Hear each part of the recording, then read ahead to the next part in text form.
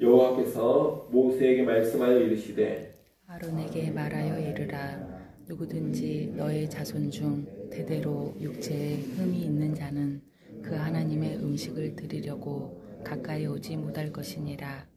누구든지 흠이 있는 자는 가까이 하지 못할지니 곧 맹인이나 다리 저는 자나 코가 불완전한 자나 지체가 더한 자나 발 부러진 자나 손 부러진 자나 등 굽은 자나 키 못 자란 자나 눈에 백막이 있는 자나 습진이나 버짐이 있는 자나 고안 상한 자나 제사장 아론의 자손 중에 흠이 있는 자는 나와 여호와께 화제를 드리지 못할지니 그는 흠이 있은즉 나와서 그의 하나님께 음식을 드리지 못하느니라.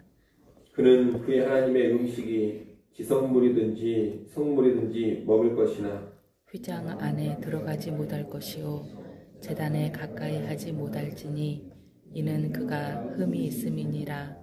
이와 같이 그가 내 성소를 더럽히지 못할 것은 나는 그들을 거룩하게 하는 여호와임이니라. 이와 같이 모세가 아론과 그의 아들들과 온 이스라엘 자손에게 말하였더라.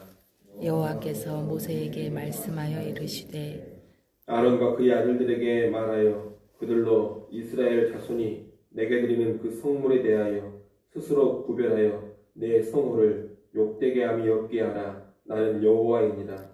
그들에게 이르라. 누구든지 내 자손 중에 대대로 그의 몸이 부정하면서도 이스라엘 자손이 구별하여 여호와께 드리는 성물에 가까이 하는 자는 내 앞에서 끊어지리라.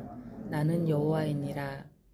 아론의 자손 중 나병 환자나 유출병자는 그가 정결하기 전에는 그 성물을 먹지 말 것이요 시체의 부정에 접촉된 자나 설정한 자나 무릇 사람을 부정하게 하는 벌레에 접촉된 모든 사람과 무슨 부정이든지 사람을 더럽힐 만한 것에게 접촉된 자 곧 이런 것에 접촉된 자는 저녁까지 부정하니 그의 몸을 물로 씻지 아니하면 그 성물을 먹지 못할지며 해질 때에야 정하리니 그 후에야 그 성물을 먹을 것이니라. 이는 자기의 음식이 됨이니라. 시체나 찢겨 죽은 짐승을 먹음으로 자기를 더럽히지 말라. 나는 여호와이니라. 그들은 내 명령을 지킬 것이니라. 그것을 속되게 하면 그로 말미암아 죄를 짓고 그 가운데에서 죽을까 하노라. 나는 그들을 거룩하게 하는 여호와이니라. 아멘. 레위기 21장과 22장은 제사장에 관한 규례를 알려주고 있습니다. 어제 우리가 본 말씀에서는 제사장의 장례 규정과 결혼 규정을 다루었습니다. 그리고 오늘 우리가 읽은 본문에서는 흠이 있는 사람은 제사장의 직무를 감당할 수 없음을 말하고 있습니다. 오늘 본문에서는 흠과 연관해 크게 두 가지 경우를 말하고 있습니다. 첫째, 신체적 흠이 있는 경우에 제사장 직무를 감당하지 못합니다. 레위기 21장 16절부터 24절에서는 선천적이든 후천적이든 신체적인 흠, 장애가 있는 경우에는 제사를 드리는 제사장의 직무를 감당하지 못함을 말씀합니다. 21장 17절 말씀을 여러분이 다시 한번 읽어보십시오. 21장 17절 읽습니다. 아론에게 말하여 이르라. 누구든지 너의 자손 중 대대로 육체에 흠이 있는 자는 그 하나님의 음식을 드리려고 가까이 오지 못할 것이니라. 아멘. 육체에 흠이 있는 제사장 가문의 남자가 하나님의 음식을 드리려고 가까이 나올 수 없다. 이 말은 제사장의 핵심 직무인 하나님께 제사를 드리는 일에서 제외되어야 한다는 뜻입니다. 18절로 20절에서는 그 흠이 12가지로 나열되고 있습니다. 흠이 있는 자는 제사를 드리지 못하며 제사와 연관된 제물, 음식을 하나님께 바치는 일을 할 수가 없는 겁니다. 흠이 없는 제사장만이 휘장 안으로 들어가서 여호와께 제사를 드릴 수가 있는 겁니다. 동물 중에서도 흠이 없고 가장 좋은 것만 제물이 될 수 있는 것처럼 제사장의 신체 역시 하나님의 창조의 온전함과 질서를 반영해야 하는 겁니다. 이 규례가 오늘날 장애인에 대한 차별로 이해되어서는 안 되겠습니다. 구약적인 차원에서 이 흠은 거룩과 온전함의 상징적인 의미로 사용되었기 때문입니다.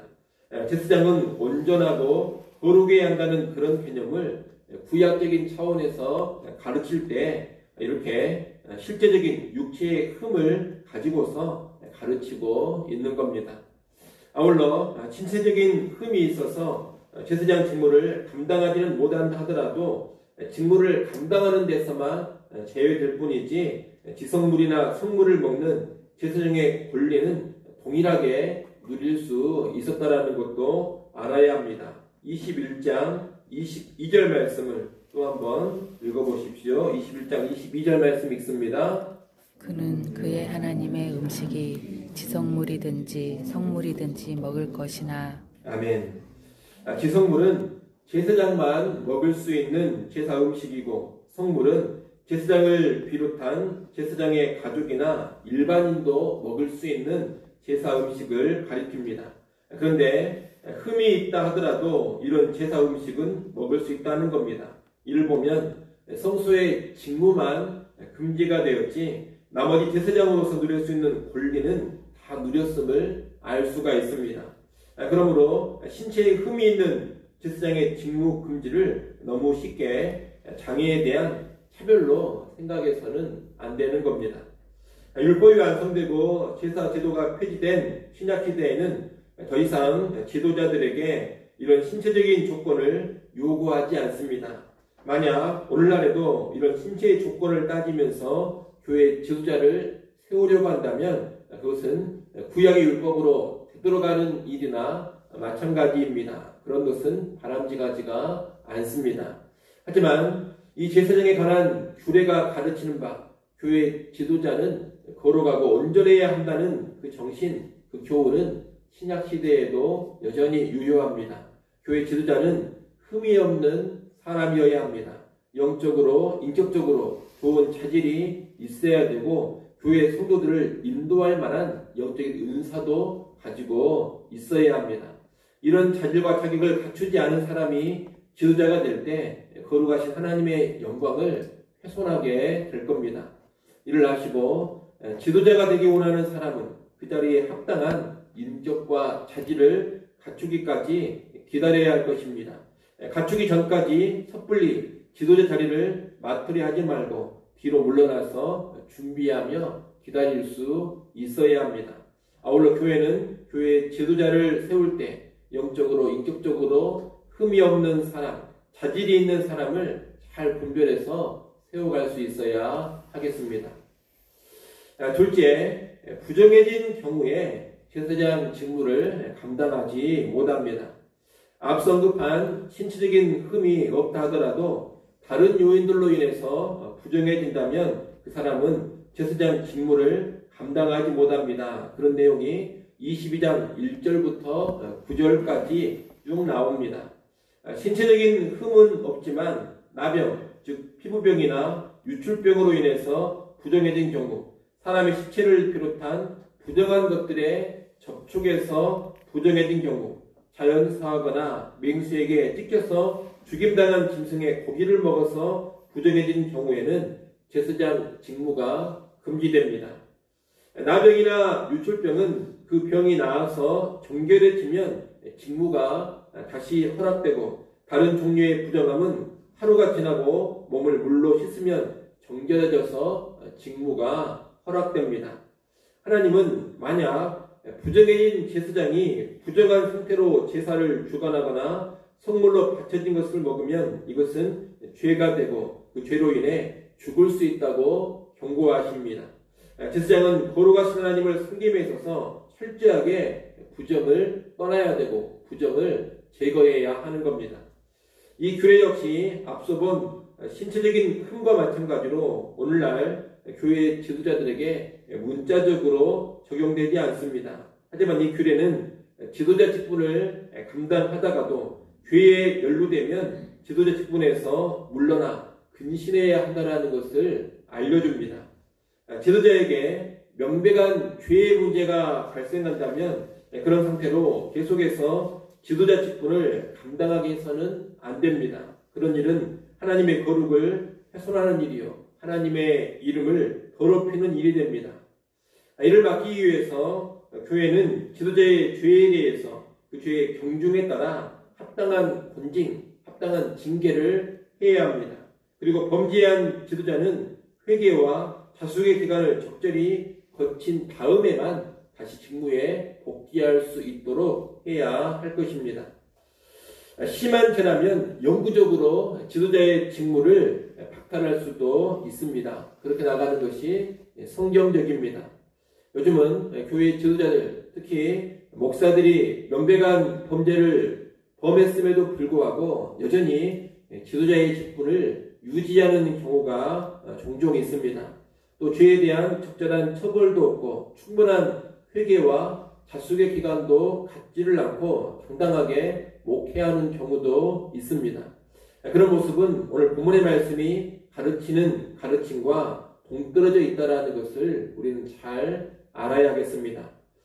어떤 사람들은 목회자의 죄를 드러내는 경우에 그 일이 하나님의 영광을 가리게 된다, 그런 말을 하기도 합니다. 목회자의 범죄가 노출되면 복음 사역을 방해하게 된다는 겁니다. 그래서 목회자들의 죄를 덮으려고 하고 문제 삼지 않으려고도 합니다. 하지만 오늘 본문의 말씀에 입각해 보자면 그렇지가 않습니다. 물론 목회자의 죄는 지혜롭게 처리해갈 필요가 있습니다. 하지만 그럼에도 불구하고 본질상 목회자의 죄를 드러내는 것이 하나님의 영광을 가리는 것은 아닙니다. 목회자가 죄 가운데 그 직무를 계속 감당하는 것이 오히려 더 하나님의 거룩을 훼손하고 하나님의 거룩한 이름을 더럽히는 일이 된다는 것을 우리는 알아야 합니다. 또한 목회자의 죄를 드러내는 것이 복음 사역을 회방하는 것이 아니라 장기적으로 본다면 명백한 죄를 제대로 처리하지 않는 것이 복음 사역을 더 크게 회방한다는 것도 우리는 알아야 합니다. 그러므로 교회 지도자들은 높은 거룩의 수준으로 부정한 것들을 떠날 수 있어야 하겠습니다. 아울러 죄로 부정해진 지도자들을 교회는 적절히 징계하고 그 범죄 당사자들은 진정한 회개와 자숙의 기간을 보낼 수 있어야 할 것입니다. 이런 원리들을 우리는 잘 기억하는 가운데 교회 생활을 해갈 수 있어야 하겠습니다. 특별히 오늘날 이 시대에 지도자들의 죄 문제를 지혜롭게 그리고 성경적으로 잘 처리해가는 그런 교회로 설 수 있기를 간절히 바랍니다. 기도하겠습니다.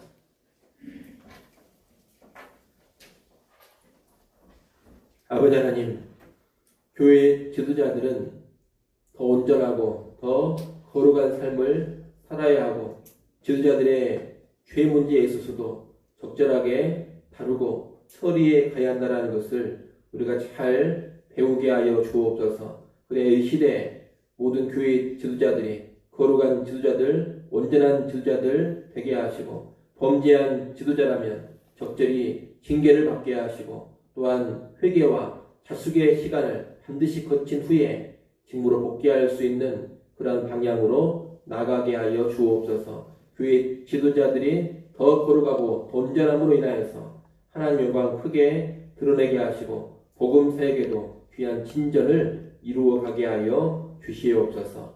아버지 하나님, 또 이 시간 하나님께 나와 기도합니다. 내 모든 걱정과 근심과 염려를 내려놓고 하나님께 전적으로 모든 일들을 맡기게 하여 주옵소서. 하나님 주시는 하늘의 평강을 누리게 하여 주옵소서. 이 새벽 시간이 하나님께 구하고 찾고 두드리는 시간이 되게 하여 주옵소서. 예수님의 이름으로 기도드리옵나이다. 아멘.